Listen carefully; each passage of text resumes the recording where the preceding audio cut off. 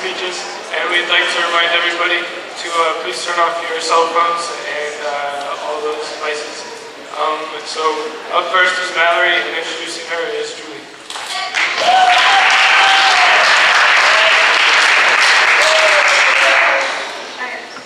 Mallory and Tyler.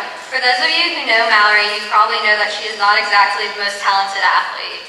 On weekends, she is usually found sitting at home, not really doing anything active at all. Her schedule is never filled, and she is probably the least busy person we know. In addition to being horrible at sports, Mallory is also really shy. She doesn't like to dance or sing in front of other people and is usually found wearing very long dresses or loose-fitting pants. If you have ever been on a team with Mallory, you know that there is a chance she will show up late to practices due to the fact that she drives under the speed limit. Mal also can't stand having any distractions while driving, especially no loud music playing and no boys in the back seat. When Mallory finally gets to practice and starts her stretches, you can immediately recognize her as the girl who makes a point to not stick out her butt. Because Mallory is so shy, any public displays of affection make her very uncomfortable. You'll never find Mal touching someone of the opposite sex, and especially not in front of her friends. But in all seriousness, as much as Kat and Sadie and I love to pick on Mal, we can honestly say she's the best person we know. Mallory is one of the most level-headed people we have ever met. She's always easygoing and is the last person to get angry and start a fight. Mallory, we don't know how, but you made it onto Michigan State's field hockey team.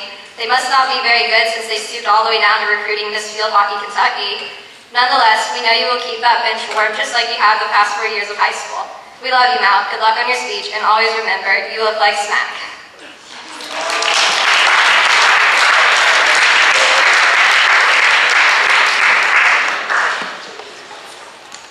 Those of you who know me, or those of you who just paid attention to that introduction, know that I'm a pretty weird person, according to most people's standards. I get called weird at least 10 times a day. My reaction is to smile, laugh, and say, I know, in a variety of accents or voices, including British. I also tend to do a little dance of some sort, confirming my weirdness. In case you are wondering what makes me so weird, I've compiled a list of my daily activities to prove this.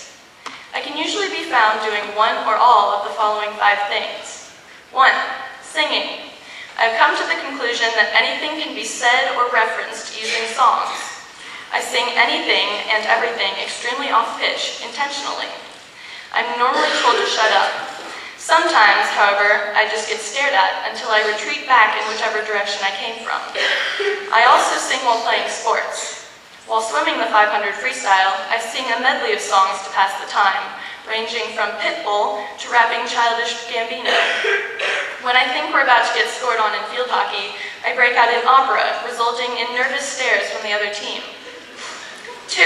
I trip over things on a daily basis. I trip backwards over backpacks.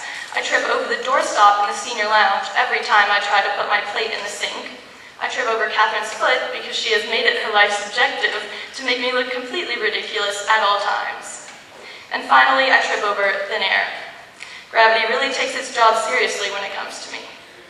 3. I lie on the ground a lot. I sprawl out on the floor of the senior lounge during my study halls when I need to collect my thoughts, or if I just feel like the ground would be more comfortable than standing. I also lie in the locker alcove. When I lie, I try to take up as much room as possible. This makes me look absurd, and people tend to tell me that I'm special when they find me in these various positions. 4. I like to dance a lot. However, I don't generally dance like a normal person. I like to make the weirdest dances possible, which results in people telling me they love me, so it must not be that bad. Right, it's terrible. While doing these freakish dance moves, I often end up running into something or someone. My enemy is the closely arranged furniture in the senior lounge. My favorite dancing companions are Sadie and KG, because they not only accept my unique style of dance, but also contribute their own styles. When someone comes across one of our dance sessions, they get deeply disturbed and power walk away. Freshman year, we would blast music in the Computer Lab B and jam out to Beyonce's Single Ladies, Right Round by Flo Rida, and Fuego by Pitbull. Halfway through the year, they took out the speakers in the computer labs. Sorry. 5. I make some pretty interesting noises. Contrary to popular belief, I don't do them intentionally. I don't really know what they sound like to other people, but they always manage to shock me. I think they sound something like bird calls, or just various ranges of shrieks and exclamations. The noises I make are generally preceded by some form of a spaz out. But my noises are not confined to random nonsense. I also make code words out of my noises. Blake and I have a deep understanding of na-na-na-na-na-na. You're probably thinking, wow, that girl is a freak. But after taking Miss Chipman's English class last year, I realized that it's okay to be different. We read Ralph Waldo Emerson's Self-Reliance. Emerson said, "A foolish consistency is the hobgoblin of little minds." Being normal isn't appealing to me. I like being a little different because it shakes things up. I never know what the next day will hold. If there's anything I can teach you underclassmen, it's that being different is okay.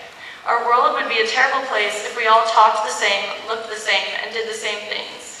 So dare to be unique, dare to be different, and dare to be weird.